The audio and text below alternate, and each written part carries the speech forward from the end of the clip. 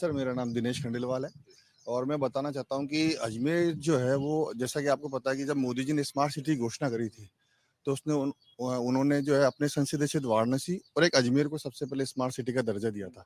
तो ये सौभाग्य है अजमेर का कि प्रधानमंत्री भी यहाँ पर पूरी रुचि रखते हैं। ब्रह्मा जी का यहाँ पर मंदिर है, ब्रह्मा जी के मंदिर के हिसाब से अजमेर ख्वाजा साहब की दरगाह है, उसके हिसाब से अजमेर वैसे ही अपने आप में एक ऐतिहासिक जो है वो पृष्ठभूमि रखता है।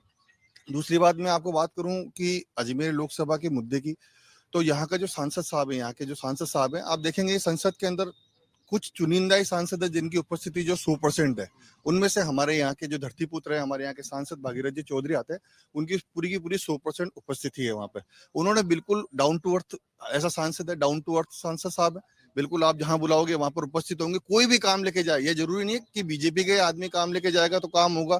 आम आदमी हो, चाहे कांग्रेस पार्टी का आदमी हो, चाहे किसी भी प्रकार का आदमी हो जो उनके संसदीय क्षेत्र से बिलोंग करता है, यदि उनके पास काम लेके जाता है तो इस बात की निश्चित रूप से गारंटी है कि वो काम होगा। बल्कि वो खुद फॉलोअप लेते हैं कि जो आप मेरे पास काम लेके आए थे वो हुआ या नहीं हुआ। तो ये सांसद साहब है और इसी का परिणाम था कि जब वो खड़े हुए और सामने जब कांग्रेस ने भीलवाड़ा से यहाँ पे एक बहुत भामाशाह जिनकी करोड़ों अरबों रुपए की संपत्ति, उनको उनके सामने खड़ा करा, एक धरतीपुत्र के सामने खड़ा करा, तो उनको यहाँ की जो संसद की जो सीट है, जो अजमेर संसदीय क्षेत्र है, ऐतिहासिक वोटों से, जो आज तक कभी नहीं हुआ था, 4 लाख प्लस वोटों से उनको विजय श्री दिला के भेजा था।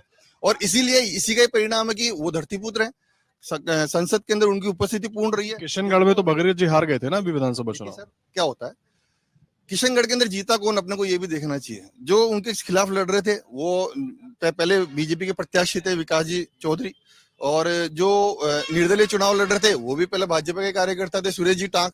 अब उनके सामने तो आप समझिए ध्रुवीकरण तो हो गया ना, कांग्रेस थोड़ी जीती है वहां पे जीता बीजेपी का प्रत्याशी है, और कांग्रेस ने केवल एक तरह से उनको मोहरा बनाया और वहां पे खड़ा कर दिया, वो जीत गए। और दूसरी बात, एंटी इनकम्बेंसी का थोड़ा बहुत फर्क पड़ता है। लेकिन आप ये तो देखिए ना कि अजमेर के अंदर हम कितनी विधानसभा जीते। अभी है लोकसभा में एंटी इनकम्बेंसी है। नहीं, लोकसभा में एंटी इनकम्बेंसी हो ही नहीं सकती। आप 2014 से लेकर 2024 के बीच में अपन खुद लोग पढ़े लिखे समझदार लोग हैं, हमने भारत का इतिहास देखा, हमने भारत का विकास देखा। इतिहास क्या था और विकास क्या हम जानते हैं। तो एंटी मोदी जी के लिए तो एंटी इनकम्बेंसी हो ही नहीं सकती ना। ऐसी कौन सी बात है जो मोदी जी ने अपने मैनिफेस्टो में कही और वो पूरी नहीं करी। 2 करोड़ नौकरियों का वादा किया था 2014 में, मैनिफेस्टो में थी ये बात। 2 करोड़ नौकरियों का वादा किया था। अब आप सोचिए कि जब हिंदुस्तान 2014 से पहले था और 2024 के अंदर हिंदुस्तान है, तो आप इकोनॉमी देखिए, आप हम कौन सी अर्थव्यवस्था बन गया, भारत कैसे बन गया। अगर नौकरियां नहीं जनरेट हुई, अगर व्यापार जनरेट नहीं हुआ तो कैसे बन गया। आजकल का युवा, हम नौकरी की बात जरूर करते हैं, हमको नौकरी चाहिए, लेकिन आप देखोगे ना तो आजकल का युवा जो है वो व्यापार करना ज्यादा पसंद कर रहा है बनिस्बत नौकरी करने के। मेक इन इंडिया किसने चलाया? Make in India Modi ji ने चलाया। तो मेक इन इंडिया नौकरी के लिए नहीं चलाया गया था, मेक इन इंडिया चलाया गया था व्यापार के लिए। आप देखिए हर युवा जो है आज अगर नौकरी भी कर रहा होगा तो उसका कोई ना कोई साइड बिजनेस होगा। आज जितने भी आप स्टार्टअप देखेंगे, सारे के सारे स्टार्टअप युवा लेके आ रहे हैं। तो वो मैनिफेस्टो में नौकरी थी, उस समय नौकरी की जरूरत थी, लेकिन मोदी जी ने उसका विजन बदला, मोदी जी ने उसको व्यापार की तरफ आकर्षित किया। आजकल का हर युवा व्यापार करना चाहता है। अब देखिए जितने भी स्टार्टअप है सब युवा कर रहे हैं ना। और उसके बाद मैन्युफैक्चरिंग देखिए आप, मैन्युफैक्चरिंग में क्या स्थिति थी। पहले हम रोड कितना बना रहे थे 2014 में, आज हम रोड कितना बना रहे हैं। आज हमारा डेवलपमेंट जो है वो देखिए, G20 का सम्मेलन हमने कर दिया। भूटान जैसा देश जो है प्रधानमंत्री नरेंद्र मोदी जी को सम्मानित करता है विदेशों से। सऊदी अरब देखिए आप, वहां पर मोदी जी का सम्मान होता है। अमेरिका जो कल तक वीजा नहीं दे रहा था, आज चरणों के अंदर वो लूटा हुआ है। तो ये सब ये मोदी जी का विजन है। कांग्रेस तो इसलिए हंसती है सर, कांग्रेस का जो कैरेक्टर है वो कार्टून कैरेक्टर है।